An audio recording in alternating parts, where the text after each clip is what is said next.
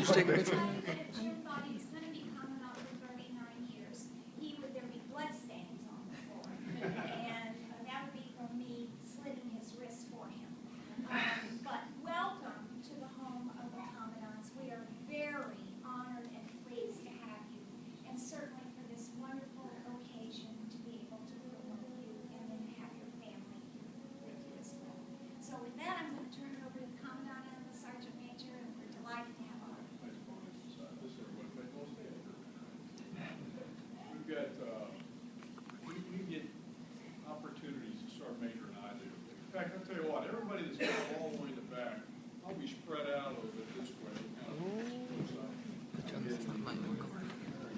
Please come on in, that way you get a chance to hear.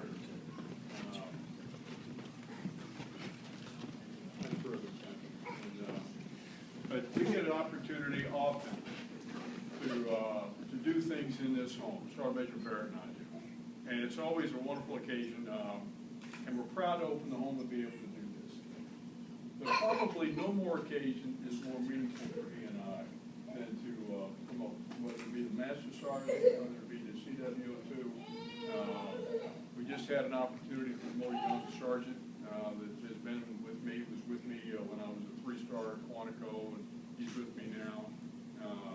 He's a 5800. He's a military policeman, Staff Sergeant Brandon Miller, now Staff Sergeant. I got to promote him this morning. So today is one of those great days, and it happens occasionally at the beginning of the month, as you might imagine. All the promotion awards come fresh.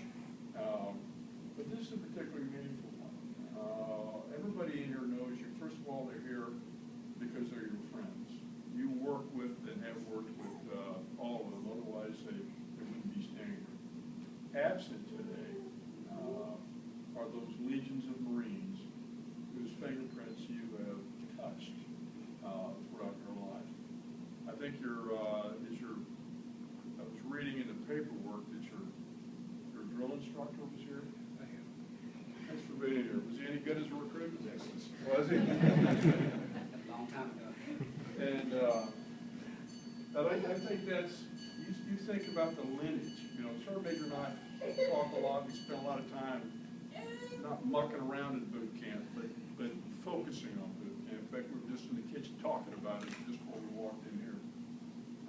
And you think about what a drill instructor does when he or she puts her fingerprints on that young recruit. And then today to have both of you here kind of connecting the dots. You being a retired CWO2, as I recall, and you being about to become one.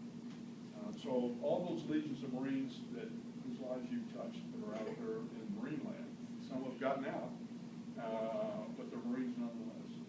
And we get to represent them today when the Sergeant Major and I partake in this ceremony. So I'm honored to be able to do this. And everybody in here is very sensitive to the fight you're in, and we know that. Yeah, I wrote you the note on there today, and I'm reminded every single time when we go out and visit Marines around the fleet. You know, our standard saying is adapt and overcome. And I want you to fight hard. The diagnosis is mildly interesting to somebody else, but that doesn't matter a lot to us as Marines because we're going to fight and overcome. So everybody in here is pulling for you. Again, thanks for being a Marine first, and thanks for being one of my staff NCOs. Thanks for being one of my female Marines. Mean a lot to me, and thanks for being a team. What rank were you two when you've been married? What, 9 years or 12? Yes, sir. 9 years this August. Yeah. What ranks were you both? Were you the same ranks or sergeants? Both sergeants. And so did she make staff sergeant? No, I made. No, I made her. Well, listen, let's just clear the field right now. There's going to be none of this CWO2 Foreign Officer 2 juice We go home. going on. We go home and she's in charge at home. She's a bunny. So I'm honored to be able to be here and be a part of this. Sergeant Major Barrett and I were just going to go through your career, and he remembers meeting you. I'm almost positive. We met at the DFIP. We went in Afghanistan, yes, sir. Yeah, was it the DFIP? It was a defense. You came up for the tour detention facility in Par 1 is where we house all the most violent, evil, rotten scum of the planet in the DFIP. And at the time you were the gunny up there, and the gunny was responsible for ensuring standards and discipline. And anybody got out of line, he'd be putting boots in their neck. And it was wonderful to be up there to watch you perform, because it was truly the 50-nation kind of, pickup game. And there's the gunny running around ensuring standards and discipline, and all those things were going right by how we detain the most vile people on the planet. And I remember meeting you up there, and I'm sitting there trying to remember. I don't recognize the name because you were a gunny. And here you are today. And we got to walk the same dirt. Joe, do you guys your mom and your aunt? Mom's sitting right over there with my son Caleb. Yeah. And my aunt Helen's here. She's over there taking pictures. Nice to have Thanks, ladies. Mom, you're doing a great job over there. I just tell you to turn loose and let him cruise around here. The only thing you can't touch is there's about a $500,000 Tiffany lamp over there. The other side actually belonged to John Philip Sousa. So we just got to keep him away from that. Everything else is free for us. Well, listen, I'm proud to be able to do this. It's an honor. We're going to get a bunch of pictures here. I'd like to just make a comment here before Sergeant Major reads the promotion. I'm actually fairly well connected and appreciative of how hard it is to become a warrant officer. I can't tell you the number of packages, and I think I'm actually a pretty prolific writer. I'm saying this to Mom and to his aunt as well, and this to his wife. But I think I'm a fairly prolific writer and a pretty good judge of Marines. And I would say probably 75% of the warrant officer packages that I've written endorsements on, and over my 43 years, it's been a lot. Probably 75% have not been selected. They certainly were not selected the first time, and sometimes weren't selected until the third or fourth time. So I know what it takes to become a warrant officer. I also had the benefit of being the operations officer and chief instructor at the basic school. And when we would put our warrant officer basic company through. So I got to be a part of that, and as an instructor down there, probably the highlight of the year. The lieutenants were great, but when the warrant officers came through, they actually knew what was important. You didn't have to look at it and say, okay, everybody, all 250 of you pay very close attention. They knew it. So you didn't have that motivation problem. And there were always a treat. It was always fun to watch how they dealt with the brand new second lieutenants trying to figure out who was on first base. But I know what it takes to become a warrant officer, and I'm proud of you, and I'm particularly proud to be able to pin the CWO2. And I'll tell you what, you're looking at the eternal optimist here. My goal is I'll be probably some old retired commandant with a ponytail out in the mountains of North Carolina. But you call me when it's time to become CWO3, and I'll get my hair cut and shave and take a bath, and I'll come to last thing I'll say is that I'm going to give you this and ask you to put it in your pocket. This is the Declaration of Independence and the Constitution of the United States. Once the promotion warrant is read by the Sergeant Major of the Marine Corps, and we've signed this for you as a personal document. Once that's done, I'm going to ask you to raise your right hand and repeat after me the same oath that you took in front of that commissioned officer in the Met Station or wherever you took it the very first time when it was time to actually say, I do want to be a United States Marine. You had boot camp to go to after that, but you did raise your right hand at the very beginning. And it's important for everybody to know that we're the only country in the world that requires our men and women to swear allegiance to a piece of paper. And the Constitution, when you read it, is not necessarily a titillating document. It's not going to keep you awake at night when you're sleepy. But I'll tell you what, you think about those patriots that wrote that and signed that, and the 237 and a half years our nation has been in existence. And even though we've got issues, and you look in the Washington Post and you get depressed sometimes, we still have a damn good republic. And it's because it's based on law. It's based on a set of values. It's not based on who's the president or who's the prime minister or the king or queen. It's based on this. And that's what we swear allegiance to, that we will support and defend the Constitution of the United States. And the last thing I'll say about it is at the very end of it, it's a very serious oath to be taken, because at the end of it, it's more than an agreement. It's a pact. It's a solemn agreement between you, your fellow Marines, and your Creator. So it's not one to be taken lightly. So I'd ask that you put this in your pocket, and from time to time, as you promote Marines and you're talking about the Constitution of the United States, if you think about that, you can pull that out and say, let me tell you what this oath means. Okay? Yes, sir. All right, so you turn around, face me, and then the Marines come to attention. Attention to orders. The President of the United States of America, to all who shall see these presents, greeting. Know ye that reposing special trust and confidence in the patriotism, valor, fidelity, and abilities of Jody R. Nelson, I do appoint this officer, Chief Warrant Officer 2 in the United States Marine Corps, to rank as such from the first day of August 2013. This officer will therefore carefully and diligently discharge the duties of the office to which appointed, by doing and performing all manner of things thereunto belonging. And I do strictly charge and require those officers and other personnel of lesser rank to render such obedience as is due an officer of this grade and position.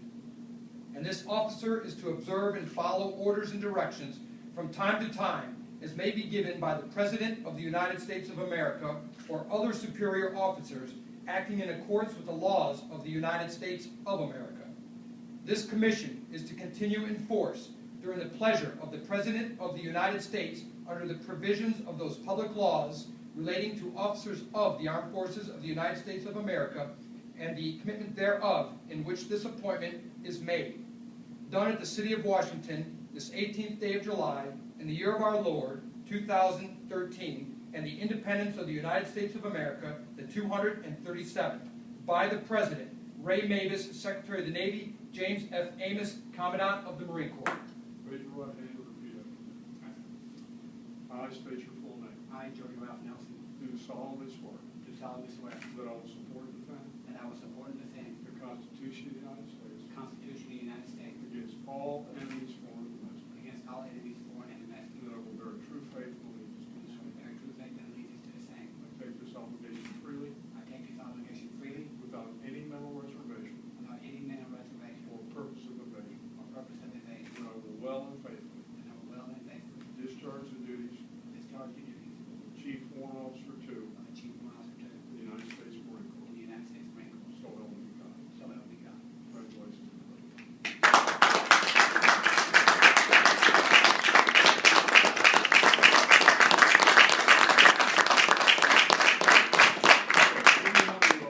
Pin these your new rank. Yourself, my master. Okay. All right, well, you know what has to happen here. You need to find some young sergeant, staff sergeant, or gunny that wants to become a warrant officer. Put those, we're gonna use these pins we get. Good go, guy. And, because you'll never need those again.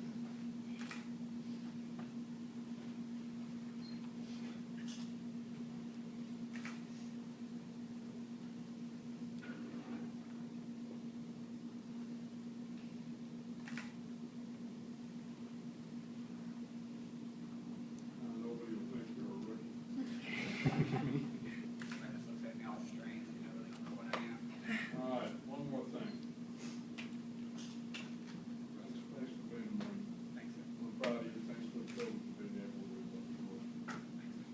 We're gonna get a picture here, get a slide right here, Gunny. Come on, Sergeant Major, that's what we're doing. Everyone right here on 3. 1, 2, 3. One more. 1, 2, 3. Okay, now we're gonna do something here now. Sergeant Major, you gotta be ready. Yes, sir. Okay, we're gonna do a lip lock here, okay? And it's not gonna be me and him. All right, let's get your camera up, all right, because they don't want to stand there and, all right, come on, guys, flips. All right.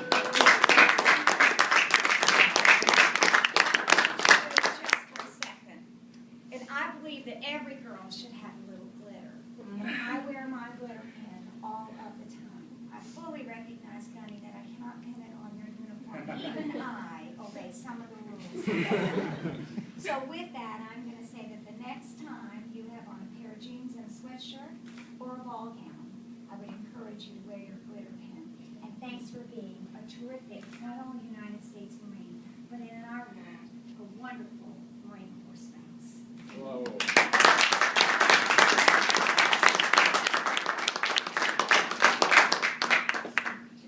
Thanks for choosing to do the promotion. Thank you. I think you just got that haircut because the Sergeant Major Bird was. Yeah,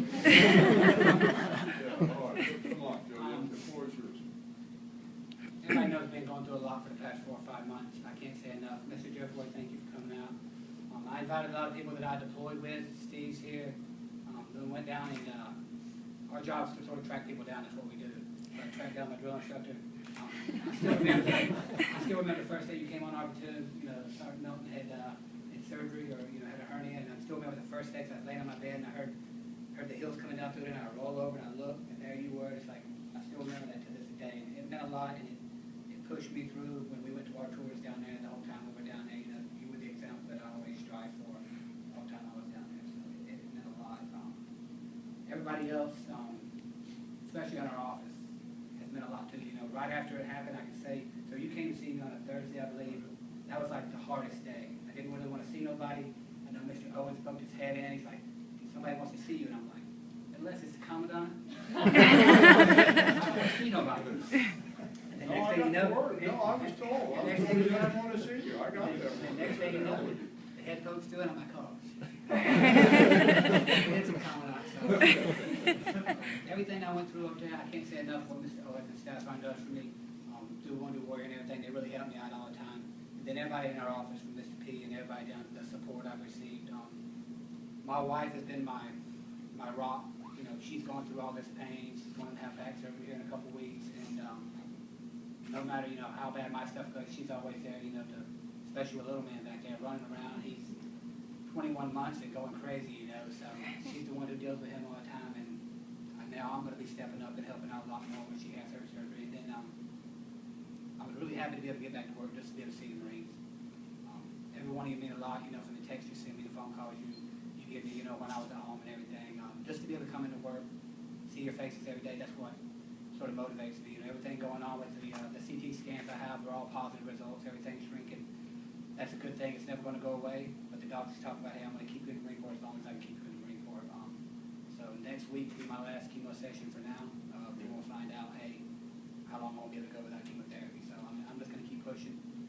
If I got to do chemotherapy every 3 weeks, I will. I'm only out about 1 week, and I'm able to come to work about 2 weeks. But just being able to come to work and see y'all's faces every day, even though a lot of y'all are out on the road all the time, that's what it means a lot to me. So I just want to thank every one of you for showing. Mr. Jordan, the day you came and saw me, I think it was Saturday or Sunday you came to see me, you haven't been through similar situations.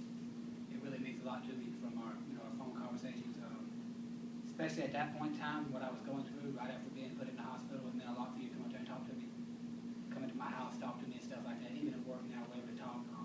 Knowing you've been through a lot of similar stuff, it helps me out a lot. One person I can go talk to, and I know that you've been through things like that, so it does mean a lot. I want to thank you so much.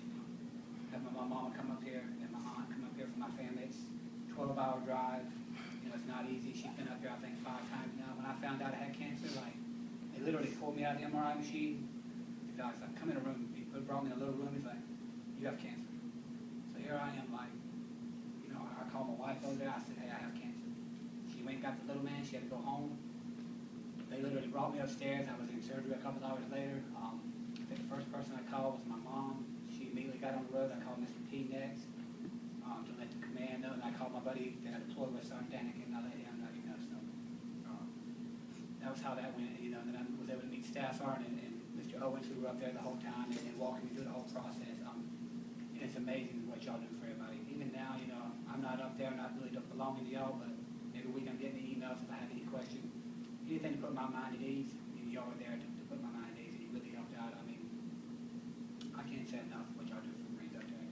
I'm humbled every time I go there because you see guys walking around with no arms, no legs. You see guys walking around with 2 missing legs, and I talk to them, and they feel sorry for me. And they're like, "Oh, I'm going to make it. I'm going to be fine." The spirit you see up there is absolutely amazing. So I mean, I do get to go up there once, twice a week, do stuff with me and my wife, and that motivates me a lot too, just to be up there and go to the chow hall, see these guys in there. I've even ran into 1 or 2 of my recruits that are up there, and it's pretty amazing, So I just want to thank everybody for coming out. This has been a great experience from being able to go over and see this hall. I've never been here before, and thank you so much for inviting me into your house and do this. It's a grand occasion. Remember my promise. Yes, sir. CWO2. Call me. Yes, I'll shave. we'll track you down, sir. I'll come in. I'll get out of my blue jeans. Congratulations.